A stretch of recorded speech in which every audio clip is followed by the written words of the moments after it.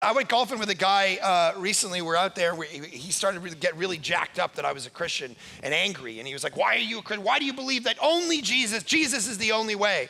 And I'm like, well, it makes logical sense. If Jesus is the only way, then no other way. No, we all just believe the same thing. I said, okay, hold on a sec. But all of these ways contradict each other, right? Atheism and Buddhism says there's no God. Hinduism says there's a pantheon of hundreds of millions of gods. Christianity says there's one God in three persons. We can all be wrong, but we can't all be right at the same time. I said, that's basic math. He said, no, I don't like that because it causes, division. I said, yeah, but that doesn't matter. That's an issue over here. I'm just talking about what's true right now, not how it feels, but what's true. And I said, for instance, if your daughter came home from school and said she was on a math test and she wrote down 2 + 2 and she wrote down 5. I said, you're a math guy. He was an accountant. I said, you're a math guy.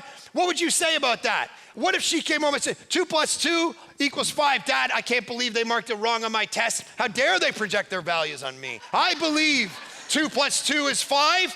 And he actually said this, then that's what's true for her, then I'd let her believe it. Come on. What are we talking about right now? We are willing to sacrifice truth for the comfort of a Thanksgiving dinner at this point. And we're worse off for it. Just because something makes you uncomfortable doesn't mean you shouldn't try to figure out whether it's true. Right? Because sometimes feelings are a really bad way to live your life. Right? I do marriages as a pastor, and I got sick of watching these people. They'd get up there, and these two kids, right, would write to the pastor, can we write our own vows? I'm like, oh my gosh, here we go. All right? All right, they've known each other for 18 months. Oh, Tracy, I love you. Oh, David, I love you. Really? That's a surprise to everybody here today that you love each other. Oh, you're blowing our minds right now that you love each other on day one. Wow, fascinating.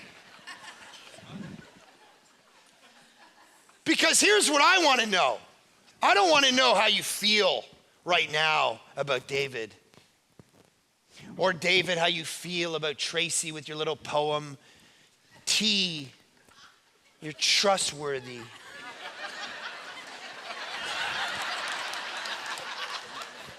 R, responsible.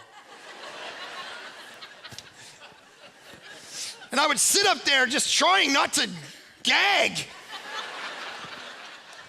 Why? Because I don't care how you feel right now.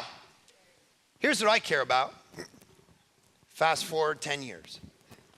Amen. 3 kids, a lot of jogging pants and cereal in the hair.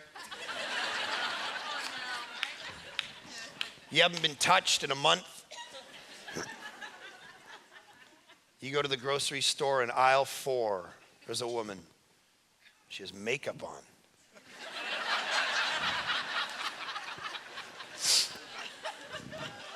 She's batting her little eyelashes at you, giving you the vibe Tracy used to give you. No jogging pants, real pants on.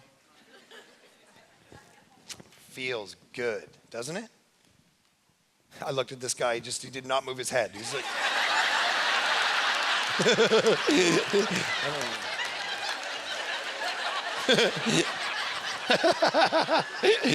that was a trap, sorry. Do not trust how you feel. Because how you feel can destroy your life. Amen. You follow how you feel in aisle 4, you are dead, man. Amen.